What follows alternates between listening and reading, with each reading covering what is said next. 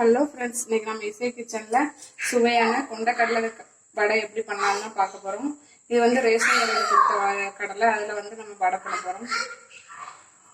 வாங்க பார்க்கலாம். நான் 2 கைப்பிடி அளவு கொண்டக்கடலை எடுத்து ஊற வச்சுருக்கேன். 4 மணி நேரம் ஊற வச்சு. இது வந்து ரேஷன் கடையில் உள்ள கொண்டக்கடலை, அதில் தான் இன்னைக்கு நம்ம வடை செய்ய போகிறோம். இப்போ இதை நல்லா ஊறிடுச்சு, கழுவி தான் ஊற வச்சு இப்போ அரைச்சி எடுத்துக்கலாம். 2 துண்டு இஞ்சி கட் பண்ணி போட்டுக்கிறேன். கட் பண்ணி போட்டாச்சு. இப்போ ஊற வச்சிருக்க கொண்டக்கடலை எடுத்து போட்டுக்கலாம்.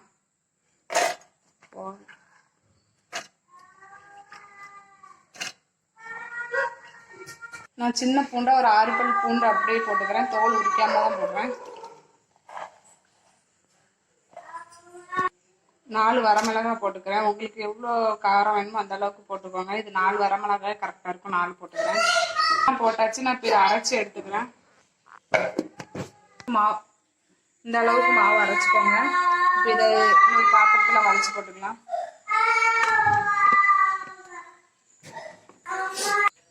எல்லா மாவையும் எடுத்து போட்டாச்சு. இதில் நான் ஒரு பெரிய வெங்காயம் கட் பண்ணி போட்டுக்கிறேன். நல்லா பொடிசாக கட் பண்ணி போட்டுக்கோங்க. ஒரு பச்சை மிளகாய் கட் பண்ணி போட்டுக்கிறேன்.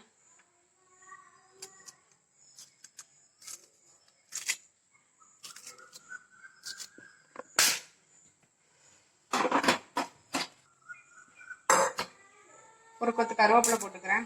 2 பிச்சு போட்டுக்கிறேன். வடை தேவையான அளவு உப்பு போட்டுக்கிறேன்.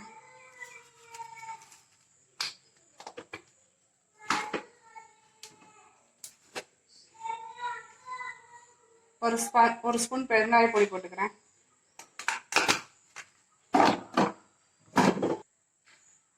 ஒரு 1/2 டீஸ்பூன் சோம்பு போட்டுக்கிறேன். நல்லா மொறுமொறுன்னு இருக்கிறதுக்காக நான் ஒரு ஸ்பூன் அரிசி மாவு போட்டுக்கிறேன். இப்போ நல்லா மிக்ஸ் பண்ணிக்கலாம். நல்லா மாவு மிக்ஸ் பண்ணியாச்சு. நான் எண்ணெய் சட்டி அடுப்பில் வச்சு எண்ணெய் ஊற்றி காஞ்சிருச்சு. இப்போ வடையை தட்டி போட்டுக்கலாம்.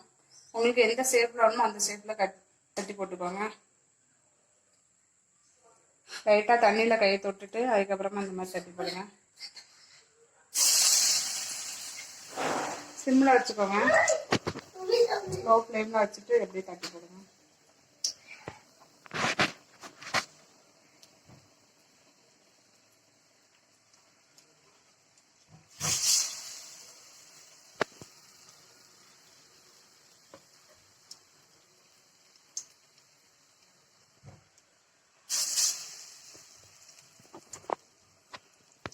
போட்டோன்னே திருப்பாதீங்க. ஒரு 10 செகண்ட் எடுக்கட்டும். அதுக்கப்புறமா திருப்பிக்கலாம்.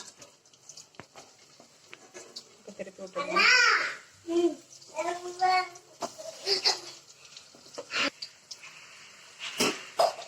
ஸ்லோவாக வச்சு வேக வச்சுக்கோங்க. அப்போதான் நல்லா உள்ளெல்லாம் வேகும்.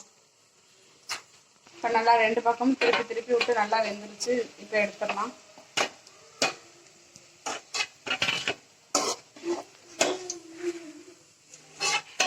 அடுத்து வேக போட்டுக்கலாம்.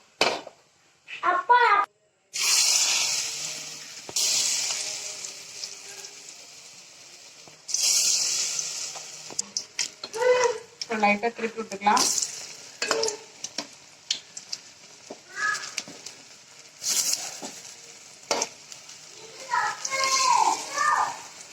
இப்போ நல்லா 2 பக்கம் திருப்பி போட்டு நல்லா வெந்துருச்சு. எடுத்துடலாம்.